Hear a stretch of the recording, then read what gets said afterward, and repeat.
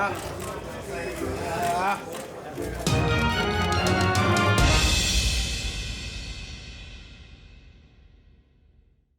Alvarez says that Gennady Golovkin doesn't represent anything to him and he don't want to fight him again, and Golovkin won't take any risks.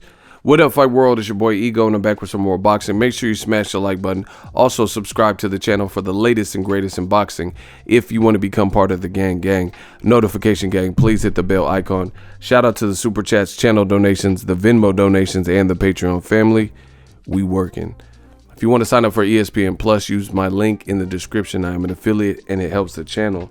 Now, Canelo Alvarez feels he has nothing else to prove in the Golovkin fight. He's doing his promotion for the Kovalev fight, and in those interviews, Canelo says, "The truth is that I did not visualize that fight with Golovkin right now.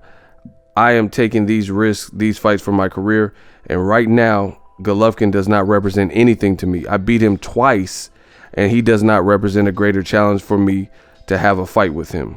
This is what Canelo said to ESPN Deportes.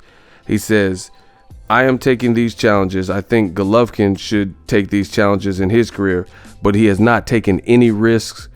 It really does not represent any challenge to fight him again. So I am doing this fight with Sergey Kovalev, big fights, big challenges for my career and for the love of boxing. This is making history.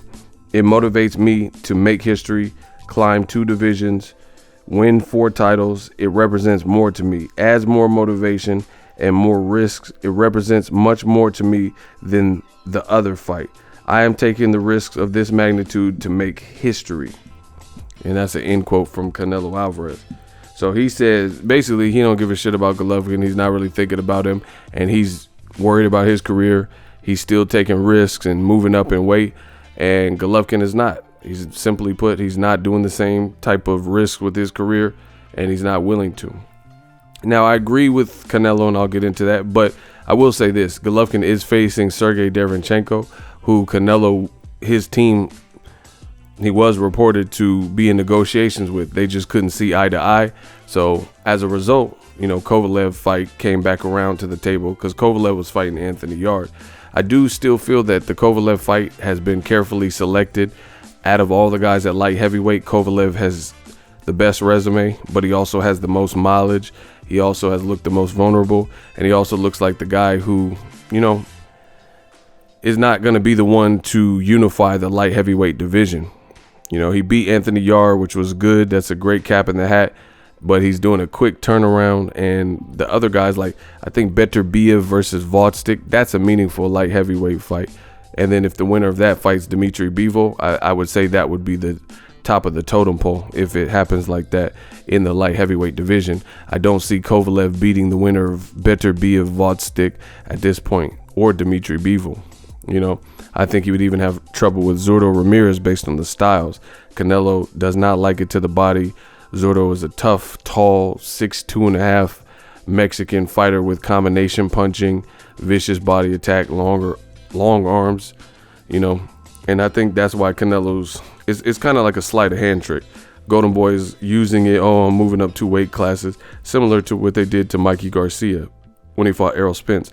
Yeah, from the Errol Spence fight to the previous fight Mikey had with Robert Easter, it was 2 weight classes, but Mikey also had experience at 140 where he beat Adrian Broner and Sergey Lipinets, who is a power puncher and just knocked out Lamont Peterson at 147. So they try to instill it in your brain that some of these guys are moving up 2 weight classes, but these guys are big enough to have competed just below.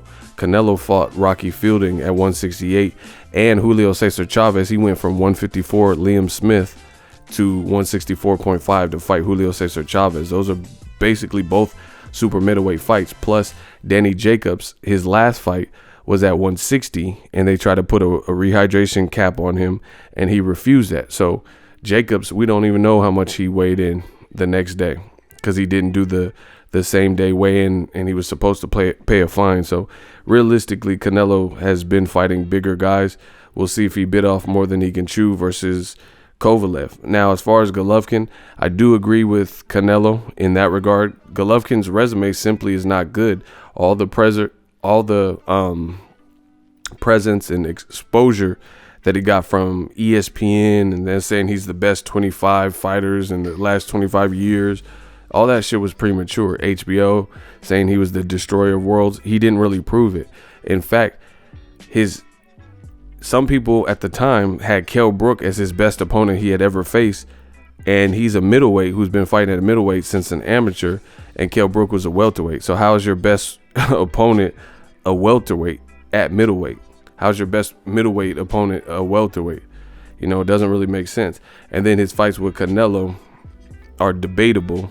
At least I didn't think the second one was even debatable, but the first one was, and so was the Jacobs fight. So, you know, who's Golovkin fought? Took a long layoff after the Canelo knockout, or not knockout, but Canelo loss, and then, you know, took some time off, fired Abel Sanchez, came back, fought Steve Rolls, and now he's fighting Derevyanchenko. So I don't really blame Canelo in that regard. I think Canelo has a point. Canelo is younger with a better resume.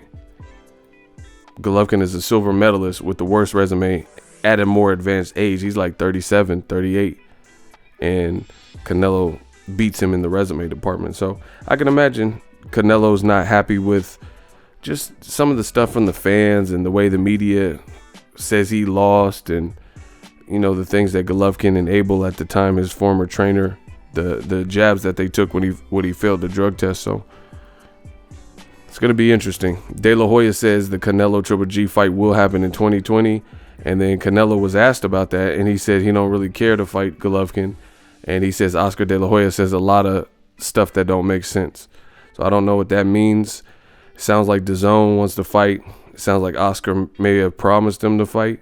So it'll be interesting to see how this plays out. But, you know, we got to see how Triple G even looks versus Derevyanchenko. I wouldn't really be surprised if one of these guys looks vulnerable or gets knocked off with their upcoming opponents, you know, before they even get to a trilogy fight. So DAZN may be out of luck with the trilogy fight, depending on how Canelo looks with Kovalev and how Triple G looks with Derevyanchenko. Let me know what you guys think. Drop your thoughts in the comment section. We work. So if you enjoyed this video and want more content like this on the channel, you can show your appreciation by going to the PayPal donate button or the YouTube support button, and you can donate any amount that you feel is equivalent to the value of this video. Much more to come. Thank you guys for your support. Boxing Ego, the future of boxing.